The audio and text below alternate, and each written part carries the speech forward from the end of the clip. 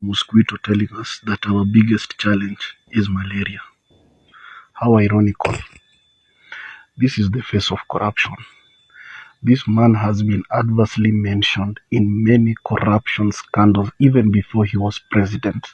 He had corruption scandals when he was a minister. He had corruption scandals when he was a deputy president. He had corruption scandal when he was still an MP.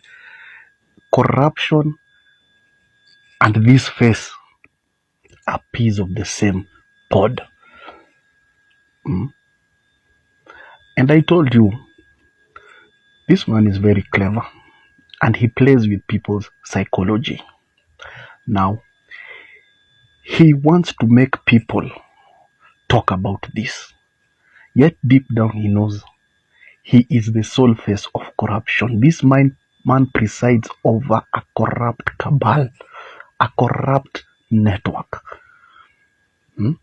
And this man's aim for being president was not even to develop this country, but to amass enough wealth, use his position and power to enrich himself, his family, and his cronies.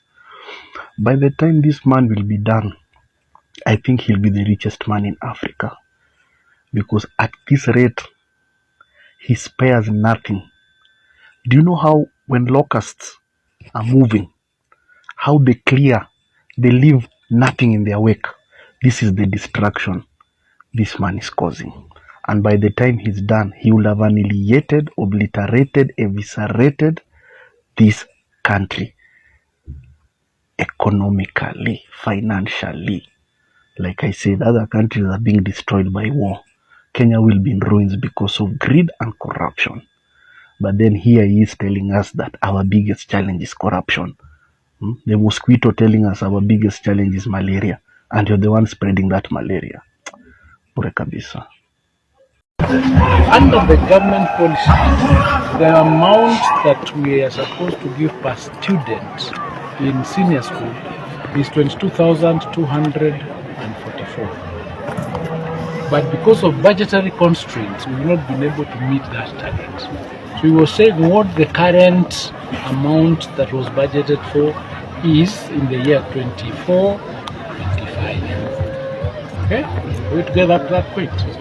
And so based on the amount that was budgeted for, when that amount is released and distributed among the number of students that we have, it comes down to 16,900. It does not mean that we have moved from the 22,244 to the 16,900. It just means we have not been able to reach the 22,244 per student because of financial limitations. But between the Ministry of Education and Treasury, we are working very hard to see that we reach that target, even before we start thinking about how to raise the figure. So because of the constraints, that's why we've not been meeting the 22,000. It's not like we are reducing. The policies we are at 22,244. But the resources that come, when you divide, you divide that amount with the number of students you have. And the number of students has been going up every year.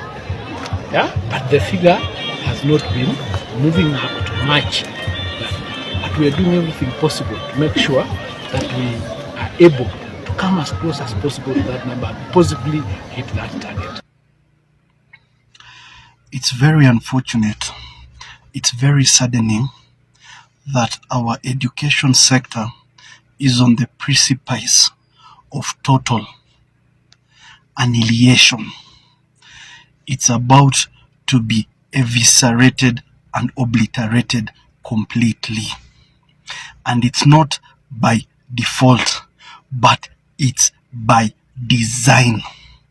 Something that this kakistocracy regime is perfecting and doing on purpose.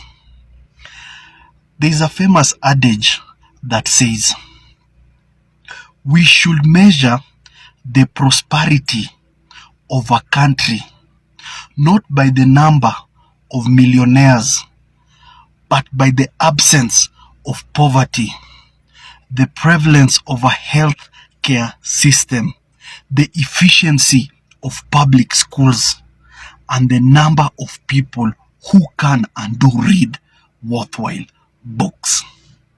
Education is an investment, and the purpose of education is not to get a job. A job is by the way, but the purpose of education is to impact you with knowledge, to make you think analytically and critically, and to navigate this world. Any country that wants to prosper, we are always being referred to as Singapore, that the president wants to transfer Kenya to a first world country. Then borrow a leaf from Singapore by action and not lip service. And one thing Singapore did, they heavily invested in education and they heavily invested in training to ensure that their population is compatible with the demands of the current market. A population that is versatile, that is dynamic and not static. A generation and a public that can adapt. If it's AI, they adapt immediately. And that is why Singapore is constantly training its people, educating its people. But us, what are we doing here? We are messing up our sector. And it's not that there is no money. There is money. But our priorities are wrong. And money meant for schools is being embezzled and channeled to useless things like empowerment for these politicians to gain political mileage, expediency, posturing, and chest thumping. Politics of tokenism and populism. If we had politics of development and empowerment, such things will not be happening. Education can raise an entire generation of citizens who are not afraid to demand for proper governance and accountability. And this is what this kakistocracy regime under the stewardship of that megalomaniac called Kasongo do not want. They do not want a generation that is awoke. They want one that is illiterate, one that will be at their mercy, one that when they say jump will say how high and not why. And that is why they are killing our education sector. These are the very same institutions that built this nation, and they are now killing them. Look at Moi University. It's on its knees because of tribal bigotry. They removed a very competent chancellor just because he was not of their tribe, and they brought their tribesmen who have run that university down. Maseno University cannot even pay its pensioners. Kenyatta University, I don't know. It's also down. University of Nairobi is overworking its lecturers because they do not have money to get new lecturers. Musinde Muliro has been taken over by the Kale cartels. Now tell me, there is no money for capitation. There is no money for the free feeding program. At the helm, we have a president who has a PhD. His deputy is a professor. You'd think such people with such titles are passionate about education, but it is the opposite.